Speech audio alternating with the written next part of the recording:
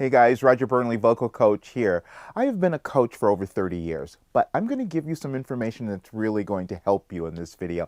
I'm going to talk about your voice cracking. I receive so many questions about this, so I'm going to give you a little information that will help you understand this. Now, you know that if you've been with me for a bit, that I always like for you to understand what's happening in your body, because if you get a sense of that, this intellectual understanding of what's going on, you're going to hang on to it a little bit more. Now, it may take you a while to understand all of it, but you know that I always break this stuff down so that it becomes simple for you over time. So first, let's talk about how you create sound, which is from your vocal cords, which are located here at your larynx or your voice box. It'll be really great for you to have this visual here, seeing internally that these cords are going this way. That's how you create sound. The cords, the vocal cords, go this way. Air comes through your windpipe, your trachea, vibrates over around the cords. That's what creates the sound. So if your cords are coming together, clean together like that,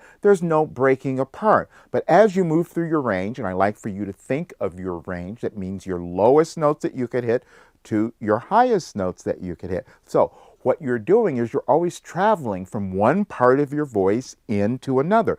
As you do that, you're going through what we call different registers. You think of it as head voice, chest voice, middle voice, and all of that, which is great, but also understand there are so many other areas or changes that you're going to make as you're moving through your range that will affect whether or not your voice cracks. That's what I want you to understand. So the reason that your voice would be cracking is that somewhere within your range, as you're moving through your range, you're moving the position of your larynx. That's really what it is. You're moving the position of your larynx. And so what happens is then now my cords, they can't come together. If I'm going up, I'm moving, I'm falling down maybe. That's what's happening. And then the cords inside there can't come together to make a clean connection. So what I'm going to give you a little exercise here, and this is one of the ones that's a little more challenging. There are certain sounds that are always going to give you a little more trouble. You know, uhs, ahs, ohs, those kinds of sounds, because they make you want to fall back in your throat, and guess what happens? You have moved your larynx or your voice box out of the way. So we're going to try to keep that a lot more stable. And I'm going to do this on a difficult exercise and also on a difficult sound on ah. And I want you to kind of sense what I'm doing. I'm having to make an adjustment as I move through the range, as I move through my range, to prevent it from breaking apart. Let's just do a little bit of it. Ah.